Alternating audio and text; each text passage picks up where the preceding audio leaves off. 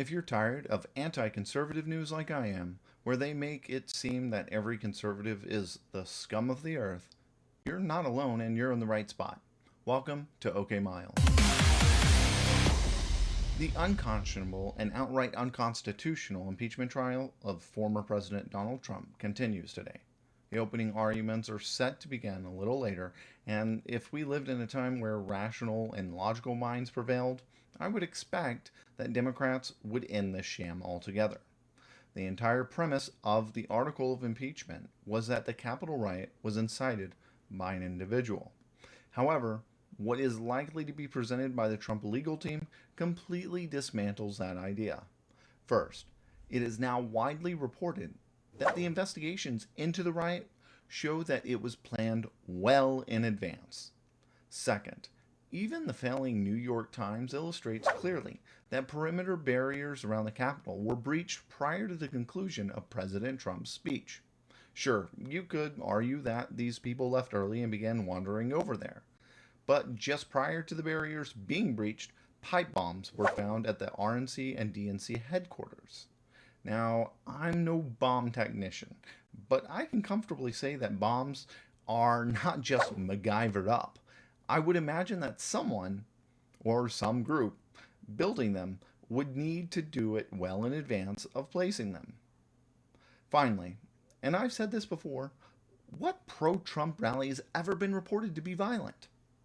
Unfortunately, I don't believe that logic will prevail with the Democrats, nor do I think they really care.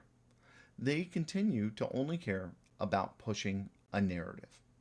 A narrative that the big tech oligarchs are only happy to help them forward on. Twitter, while a progressive less cesspool, has the ability to drive the news cycle, so I check it every day. What is the first thing I see when I look at the Explore tab today? The byline, 50 Republicans, under the government institutions subtitle. This appears to be a move to label all Republicans as traitors because 44 voted yesterday that the proceedings were unconstitutional. Now, notice all 5,000 tweets mentioning this, and let's compare it to Trends24, an independent source tracking trending Twitter topics. I'm sure what will follow are a bunch of idiots with their blue check marks chiming in. And whenever I originally saw this, before I screenshot it, it was 3,000. So this is Twitter artificially creating talking points. These talking points only serve one purpose: to forward the narrative that Republicans are evil. Democrats have lost the ability to run on their progressive policy agendas. Instead, they will continue to foster an idea of fear toward conservatives to remain in power. The statement, "Unresolved issues win elections," has historically held true regardless of political party.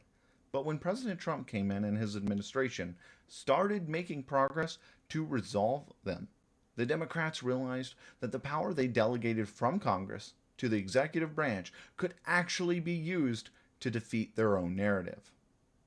Take Representative Ayanna Pressley, for example, who went on CNN to talk about the deep ancestral fear she had as a black woman in Congress, being barricaded in her office on January 6th. But let me just say this, for those that continue to feign great surprise about what happened on January 6th. As a black woman, to be barricaded in my office using office furniture and water bottles on the ground in the dark, that terror, those moments of terror, is familiar in a deep and ancestral way for me. Let's point out that every other member of Congress was also barricaded in their office, and a majority of them have white skin.